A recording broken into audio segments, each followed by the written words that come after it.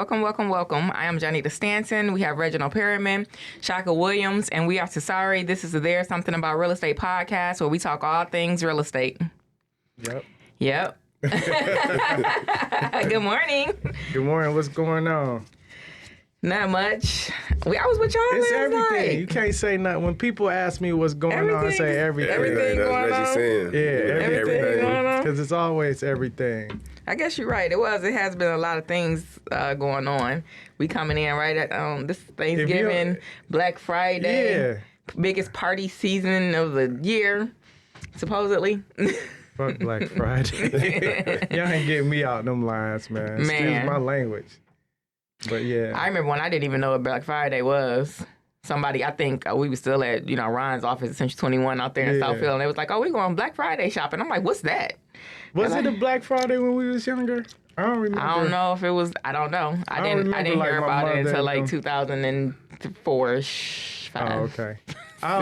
See, my mother, I don't think she could afford to shop at the end of the month. So it was like, Christmas was like, we was lucky, like on the 23rd, you'd be like, oh, there's some presents there now? The tree just there.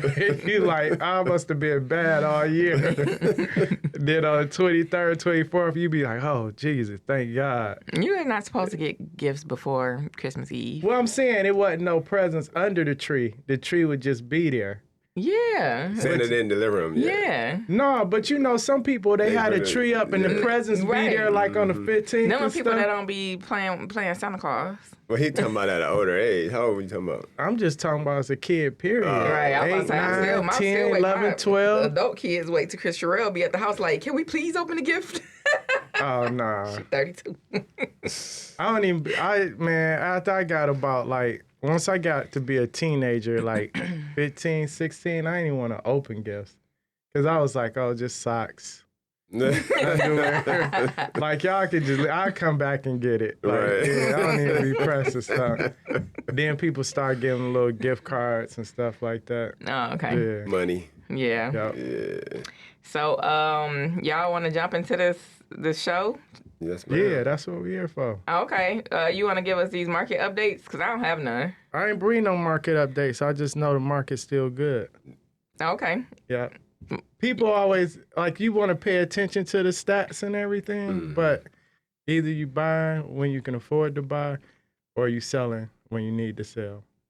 And that's always. That's always. That's never going to change. But for our investors, you do have to pay attention to the signs. So, if you're buying a flip right now, you need to be aware of the direction the market is going. So pay more attention to your active and pending sales than you do your sold sales.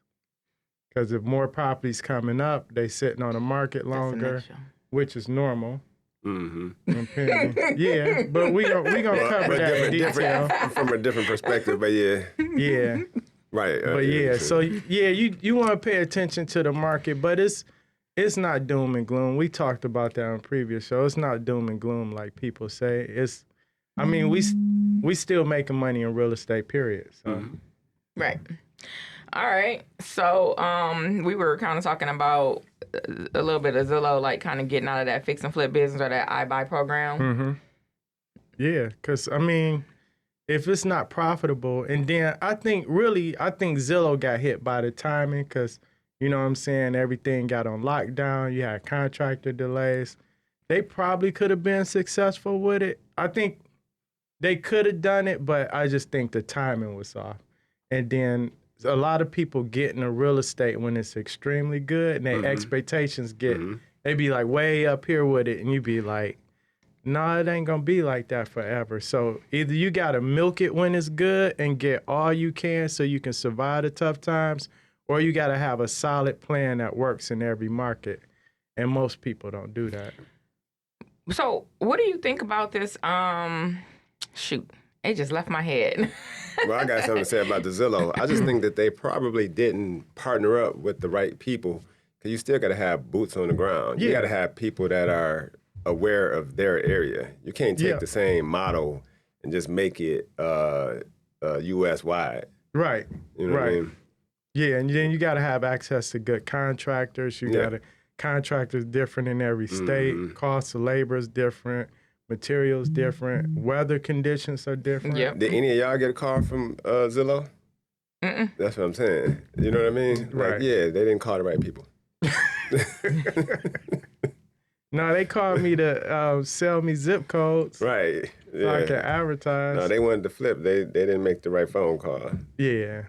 No, it's something that could have been done, and it's a lot of like large investors that do it nationwide. But most of the larger investors I know of are doing more buy and holds. They're not really buying and flipping on like we gonna buy 200 houses and flip them all at once. You know, they'll accumulate a number of properties over a period of time, but that's as the deals come up.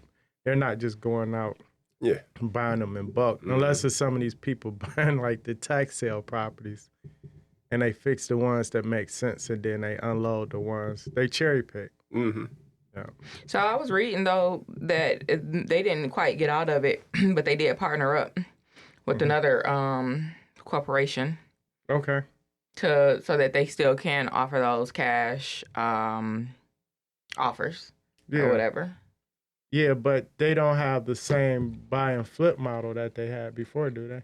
I don't think so. I don't Okay. know. I didn't go into it that much, but it was just like, okay, seeing a pretty major corporation kind of like partner up with another company, like, okay, maybe we won't shut the doors completely. It's, like on this program, we'll still be able to do it, but through this other entity.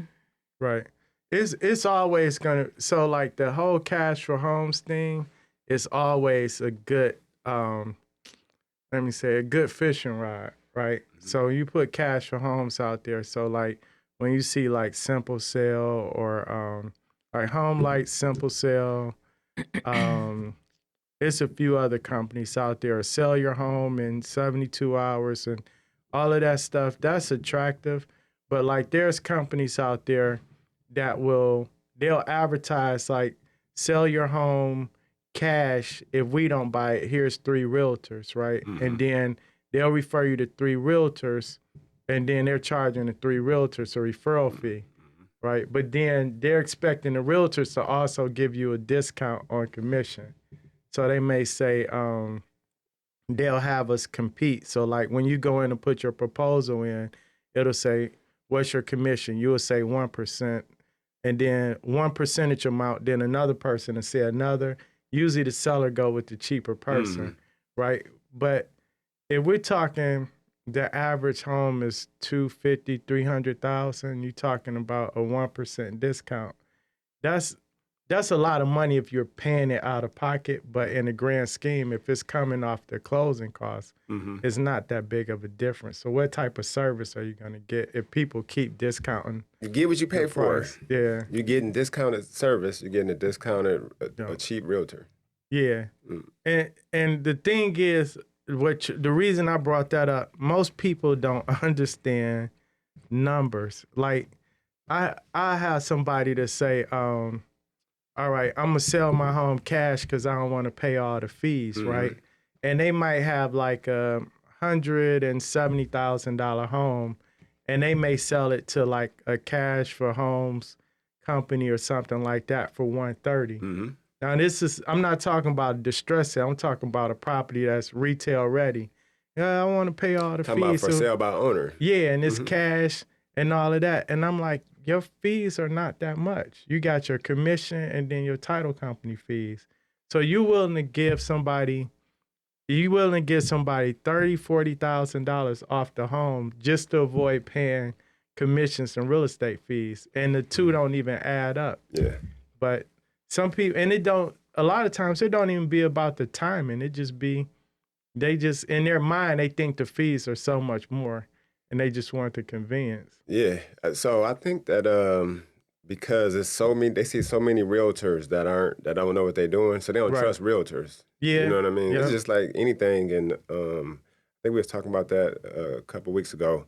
How it was a point in a time when I was in real estate. I didn't want to tell nobody I was in real estate because everybody was in real estate. You know what I mean? It's like that now. It's like that now. That's what I mean. It's the same thing with the realtor. Everybody is a realtor. You know what I'm saying? Like literally everybody is a realtor. I tell you about the time I was at the gas station and I came out. It was a dent on my back of my car, and somebody left me a note and was like, I had to run, but call me if whatever the cost is, we'll take care of it. And I was like, cool. So I dialed the number and it just went like straight to voicemail. So I went to send a text and the person was already in my phone. It was a damn realtor. I'm like, what's the chances of this, right? So yeah, to us it seemed like everybody's in real estate. To the outside world, it's not really the case. We just know a lot of people in it, and we like, true. That's our and circle. then we probably be like, how'd you get in it? You know what I'm saying? But I feel like last year, a lot of realtors were potentially, a little worried that we wouldn't have jobs due to Zillow, Amazon, Redfin, some of these companies coming in and, selling houses. They always threatening our business. So like our industry rather. So like you look at like the travel industry, right? And then you'd be like, okay, you can just go on Orbitz or Expedia and book your whole vacation pretty much. Whereas you used to go to like a travel agent and do that. But travel agents are still around. You just don't see them as much as you used to. But real estate is a little bit more difficult to navigate. Mm-hmm. Like how long does it take you to close a deal? 21 to 40, 60 days. How long does the person? How long does it take you to coordinate and organize your vacation to like, I don't know, Hawaii or something like that? Week. Right. You can go online and put it all together, look for the cheapest flights. Mm-hmm. You can probably you could do that in real estate, but what people miss out on is who's controlling the emotions, who's controlling the egos. And that's why you need that middle person. I don't think you can do it in real estate, though. I feel like most people, not everybody, but the majority of people that are buying or selling aren't fully informed. Right. You know what I'm saying? So they do need they need a professional. You know what I mean? They need somebody who know what they're doing, who understands the market. They are very emotional. You know what I mean? The people buying or the people selling, the client is very emotional. So yeah, I don't think they can navigate. Most people can't navigate a real estate transaction without the assistance of a realtor. Right. I think it can. I honestly think it can be done because people do it. I just think the majority of people can't. Mm-hmm. So if we all backed out of the industry and said there's not going to be a middle ground, you would still get people buying and selling their homes themselves, and you'll get people that will go and get the education and what they need. But then you'll get a lot more attorneys involved too, because a lot more people would say, I need somebody to read the contracts, whatever the case may be, right? And they would end up paying out of pocket a lot more than what a realtor would charge. You're talking about still having like representation in some of these scenarios where the companies are coming in and they're facilitating the entire deal.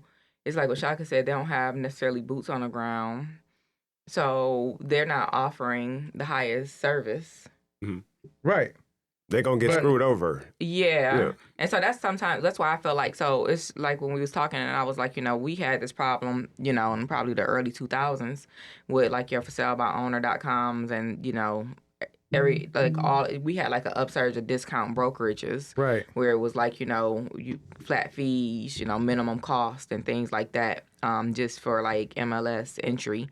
And, we felt like, kind of the same, like, a little shook. Like, okay, we probably not going to have no jobs here pretty soon. How are we going to compete with these major companies? But then look here, 20 years later, it's still a lot of realtors around, a lot of realtors still thriving off of their jobs. And, I just kind of felt the same feeling like pretty much like your last year. Yep. When it was like, okay, all these people, like, because people were talking about it, like, yeah, y'all hear Amazon getting ready to start selling houses? Shit, what we gonna do? Right. I don't think it's a sustainable model. That's what happens. Well, discount brokerages, you can't make money doing that. You can't. Long term. I think the only way it's really gonna happen on a large scale, it has to be uniform contracts, like state by state. Like here, every real estate broker got their own contract. The only thing that we got that's like across the board the same thing is our agency disclosure. And our seller's disclosure is pretty much the same, and most of our lead-based paint disclosures. All our contracts are different, broker to broker. We got several boards here. Some states only have 1 or 2 boards, different MLS services. It would have to be something that's cookie cutter across the board or per state, so somebody can say, I know exactly what this says because it doesn't change, right? But the discount brokers, the third parties, and all of these that came in, it's always easy when the market is good. But as soon as the market turn and you got, most of our sellers don't even know what's on title. You know what I'm saying? They go to sell a house, you do a private inspection. Oh, I ain't fixing that. It was like that when I got it. Right. You can't deal. You know what I'm saying? Like how negotiating repairs, repair credits, what the lender will allow, what the lender won't allow, city inspections, what happens if it doesn't appraise. I mean, it's a lot that goes. Too many intricacies. You know, you need to have you a professional. The deals that will work in that scenario are the deals where you're not gonna have any issues. Where it's just that. So I think the only way they can do it is if every sale was just as is. Yeah, that's it. You buying this house as is. Like the house is sitting on the shelf at a store almost. Like a used car or something. You know what I'm saying? Like, you just buying it. Hey, this is what you get. How much you want to pay for it? You wouldn't be able to do no inspections and none of that stuff. You know what I mean? Just buying a house as is. That's the only way it'll work. And then you got other stuff like here, our EMD disputes. Yeah. Right. You know what I'm saying? Like when we had the banks coming through and they would put like properties on auction.com or stuff like that, or even just the bank on properties, you put money on deposit, they want you to deposit the money at a title company.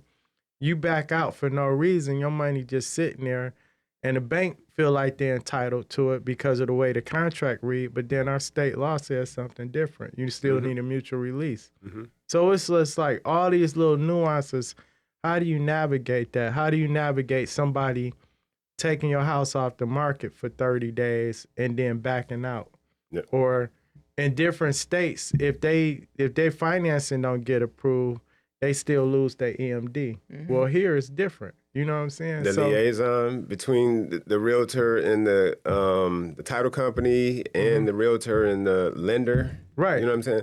So if they use anybody else outside of a realtor, if they use an attorney, they're going to spend way more money. I guess in some deals they could spend a little bit in the clean deal, like you explained. You'll start getting flat fee attorneys. Yes. Where they say, we handle your transaction for, $3,000 or something like that.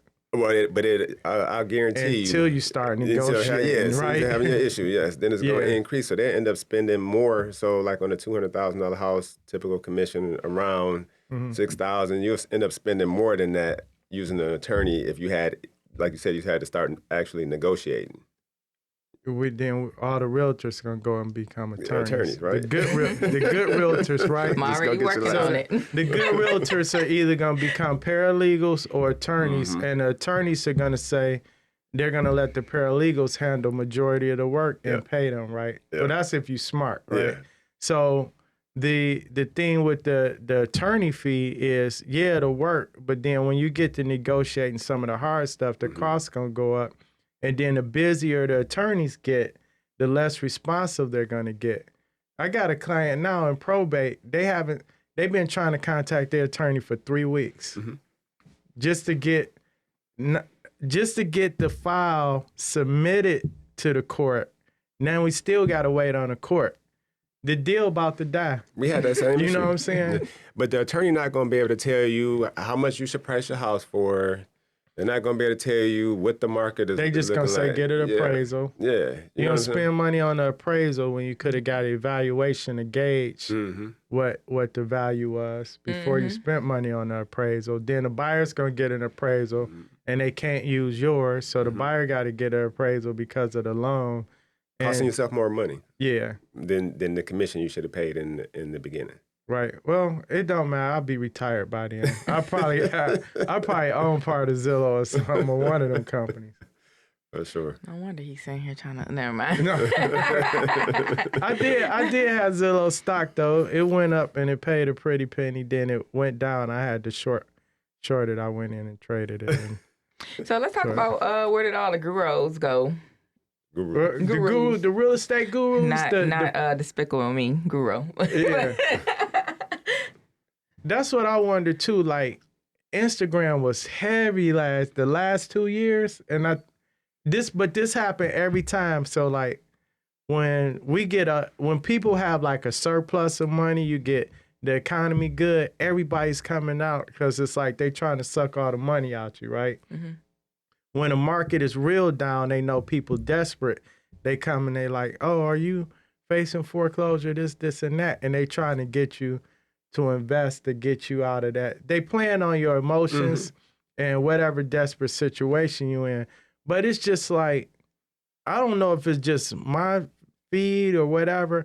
I don't see certain people. I don't see the abundance of posts about Forex and Bitcoin and crypto and real estate gurus. Trouble. Like somebody just FTX. The FTX, yeah. Like it's bad. Yeah. Mm-hmm. I tell people, read The Creature from Jekyll Island. It's about the Federal Reserve and the monetary system, and you probably would have never invested in Bitcoin the way you did or the amount you did, or you would have been skeptical all along until you got some answers. Mm-hmm. Because our dollar is not backed by gold, but the world respects it. The U.S. government has relationships that make the dollar valuable, right? But that can all change overnight, but it's not likely. With crypto, the world is starting to respect it, but like we seen, it could change overnight. Yeah. You still got a lot of people there's one guy, you ever hear of the big business guy? Mm-hmm. So he's like, I'm like, are you still into, fixing and flipping and real estate? But his whole thing right now is trying to get you to sign up and take this Bitcoin program. Yeah. So he was showing like the properties he was reinvesting in and rehabbing and stuff for people. Everybody has their niche, but then you can't knock nobody for going into something different. But it's like you do have to question sometime. Like I was following Graham Stephan and Meet Kevin on YouTube, and they both started out real estate. Both of them was agents. They was fixing and flipping, and they wasn't. Then all of a sudden, like they just started giving all this stock advice. And then they was Meet Kevin was doing the FTX stuff. They were like affiliate partners, so they was getting paid to promote that stuff. And now it just be like silence. You know what I'm saying? Like, so you just gotta be careful. You just gotta really. It's hard to gauge people that you don't know personally. Like I know Jason Brown personally. We hang out, do stuff. We hung out before. So, like, I know where he was, I know what he has, and I know what he teaches me works. But then it's like, when I just meet some random person on the internet, I can't tell if they're making money selling courses or if they making money doing what they're actually teaching. So I think what happened with the gurus is that the market changed, and then they don't know what to do because they've never been here before. Yeah. So now they got to be quiet, right? They're what you call front runners or whatever. You know what I'm saying? Once everything is all good, yeah, you can talk on it, you can speak on it, right? Then, but when everything is not as good, this is where the people that actually do understand, real estate, flourish. Yeah. You know what I'm saying? That's where we pretty much take over more market share. Right. You know what I mean? Because we were sharing so much of it with people that didn't know what they were doing. Those people gonna fall by the wayside because they never knew what they were doing. Right. And now it's our opportunity to capitalize on more market share. Right. You know what I mean? So that's our game plan for 2023, right? Get more market share. Yes. Yeah. Okay. So I was wondering though, when it comes to like the gurus and public speaking and like coaches, those are all pretty much like synonymous. Do you guys like agree with that, or not is it a really little different? Nah. Okay. A coach, and this is just my opinion. No, not okay. Go ahead. So a coach don't necessarily need to be seen. They are trying to get clients, but a coach is like one-on-one holding you accountable for whatever you say your goals are and all of this, right? So they're really trying to get you to wherever it is you're trying to achieve in life. They not being your friend. They not just giving you advice. They got an action plan for you. They holding you accountable for it. Some of the public speakers and the gurus, they're just putting out information, even though it's recycled. But they're selling you maybe a course or something that they got. And some of them might be coaches. But I think a lot of the gurus we see, some of them have actually done it and they're selling you their formula and their system.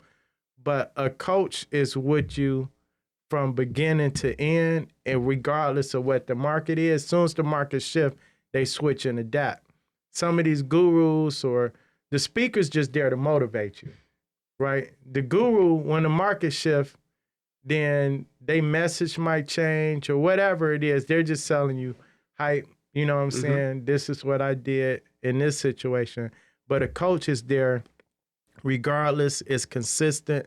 Market shift. Okay, we need to change direction here. We need to change the play in the game. Is basically. Do we think that they're gonna be, because I'm wondering, like, do you feel like or is that still gonna be like sustainable? Because like you said, sometimes when people are coming to you and saying, okay, well, we can teach you how to fix and flip, or we can teach you how to use other people's money, or we can teach you this. So now, like you said, okay, well, did these people actually make money doing this, or do they just want to sell me a course, or do they just want to like sell some tickets and sell out a stadium for me to come and listen to what they believe works? And then, like, is that still gonna be like a real viable business, or do you think we're gonna see that stuff kind of going away or slowing down? It's always gonna come back. But it's already slowing down, though. Yeah, it's already going away and slowing down. That's what he was pretty much saying. Like, he's not seeing the reels or whatever you watching on Instagram, the stories. What is it? Yeah, or all of that. All social media. Oh, okay, yeah. Yep. Like, you can find us on all social media platforms: Spotify, Amazon, iHeart, Amazon Music, all that good stuff. But yeah, all social media. I feel like the people that weren't really doing it, they're just gonna fall off. Because here's what's happening. So it's always that tail end when the market is good, but then it starts shifting to bad. Whatever you just learned 3-4 months ago is no longer working. So now you're seeing a lot of people losing their money, right? So the coaches can't come out with that same message. So now they got to change their message. But what do they change it to? If the market is continuing to shift, then when the market gets to like a low point, then everybody comes back out and starts selling people a dream of getting rich. When everybody got money, it's just like, oh, you can 10x your money. But when everybody broke, it's like, no, I don't need to 10x my money. I just need to get some money. So the message changed from be generational wealth to just getting rich. Right. So they go back and forth from there. I'm going to say something about, so you said when the market is good, but so the market is always good, though, It right? is. So when we're saying that, you're talking about when the market is good for the sellers.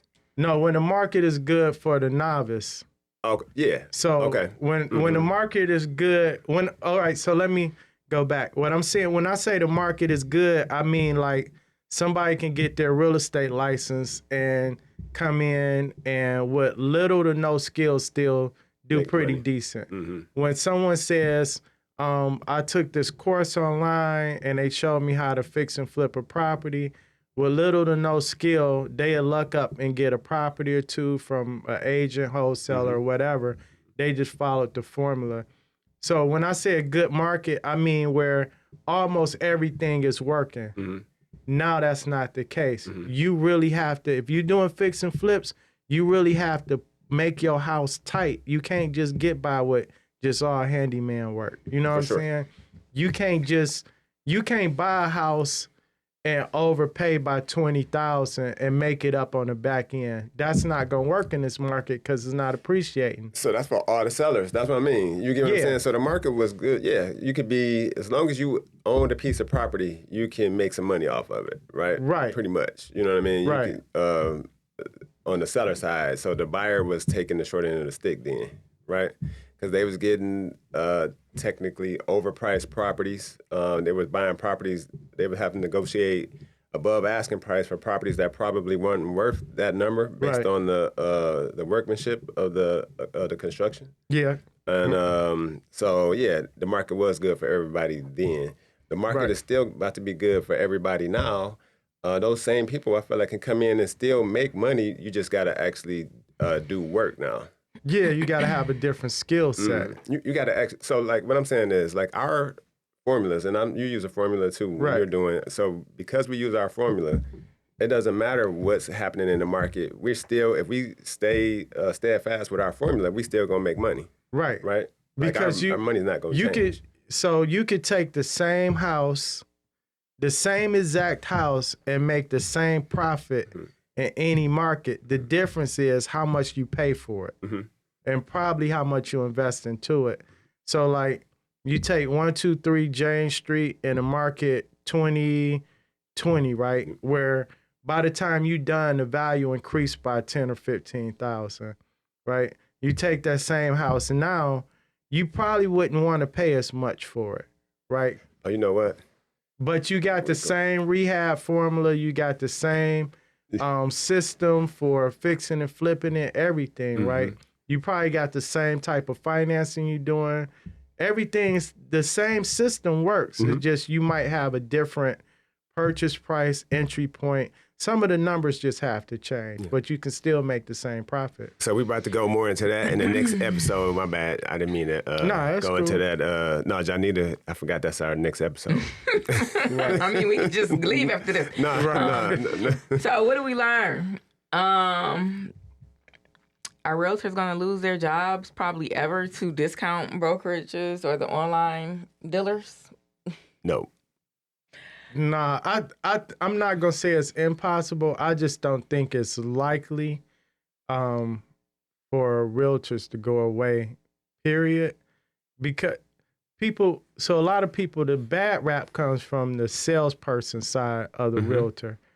But the benefit most people overlook is the consultation side. Like I have clients that'll be like, they got 13,000 over asking price.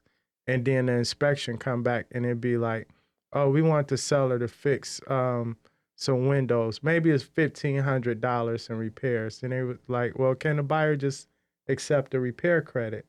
And then the buyer's like, no, I want it done because the buyer don't know contractors. They don't. And the seller was like, what do you think we should do? I'm like, fix the damn windows. But that seemed like common sense, right? But it's not. But when you think about it, you have some sellers be like, I ain't fixing nothing, but you just got 13,000 over asking price. Now the buyers just grown, they like, forget it then. So how do you hold the deal together if there's no consultant? There's no realtor. If there's no realtor, Right. It's not gonna work. So that's why I say no. It's not. I feel like it's impossible. I don't feel like they can. Like you just said, it's too many intricacies in a deal for you to be have no representation. Right. You know what I'm saying? Or the attorney be your only representation. They don't know about the market. They're not realtors. Well, sometimes I think realtors get in the way too. Because sometimes, depending on what we interject into our client's mind, can determine the outcome, right? So this just like having kids. Sometimes kids will keep coming to you, Daddy did this, she did that. But sometimes when you just let them play by themselves, they'll work it out. And I think, and I'm not saying all the time, but there will be a percentage of buyers and sellers that can do their own deals. I'm not naive. I know that can happen. Very small it happens. percentage, for sure. But it's such a small percentage that it's not going. If you took us out of the equation, the economy would change. Just because who it's like 7 to 14 people eat off of one real estate transaction, right? Who's directing all that traffic? Who's controlling it? Who's saying, all right, I dealt with this company before and I dealt with this company. This is not the company you want to go to. Most people will find out the hard way.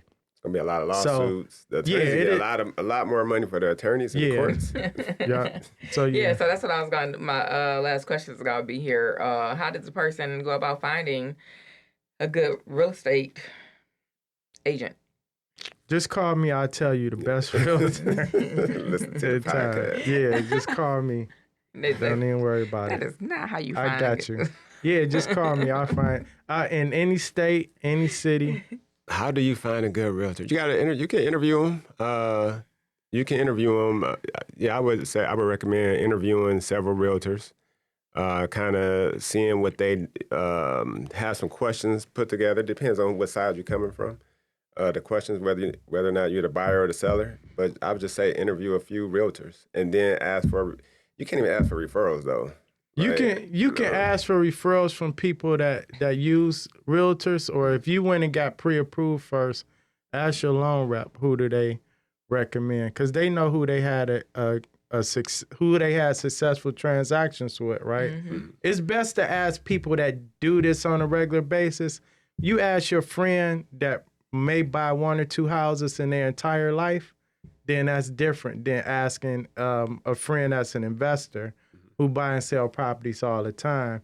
If you ask a mortgage rep who they know, they're going to refer you probably to the top realtors they work with, right? Mm-hmm. So I think that's a better way of doing it.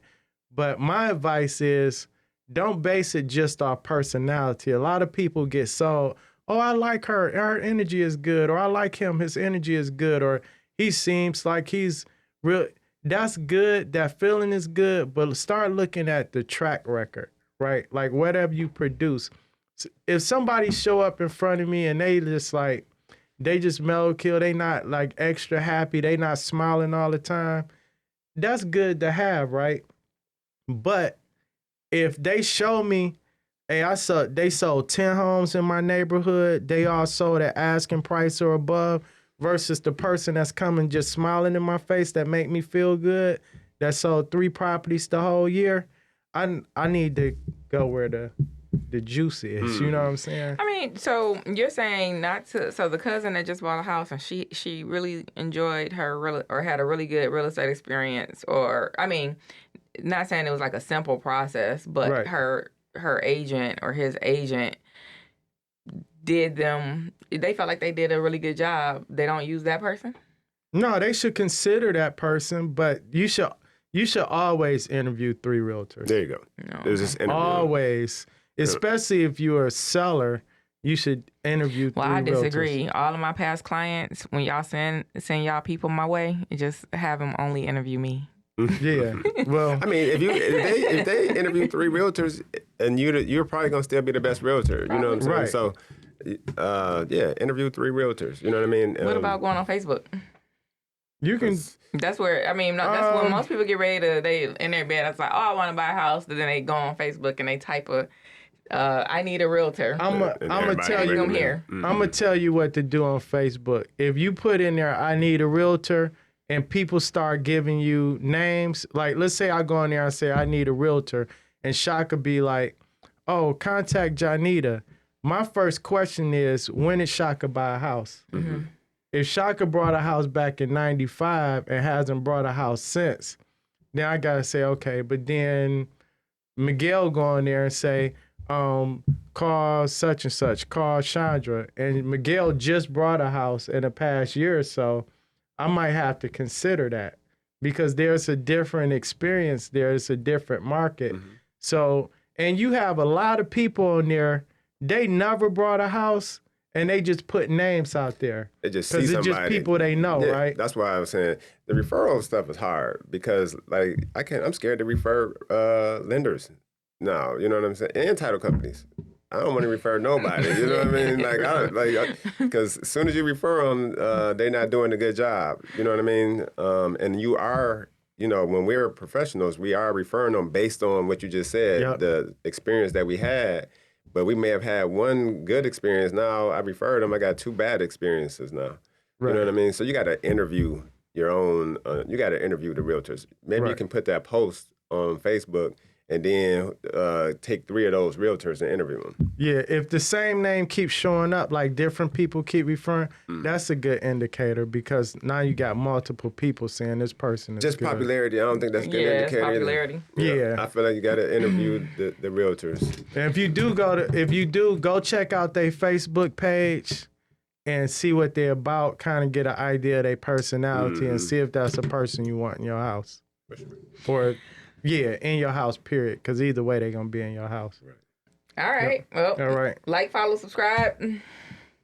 And share. And share, please. That's a wrap. Monday, Monday, Monday, Monday, Monday, Monday, Monday.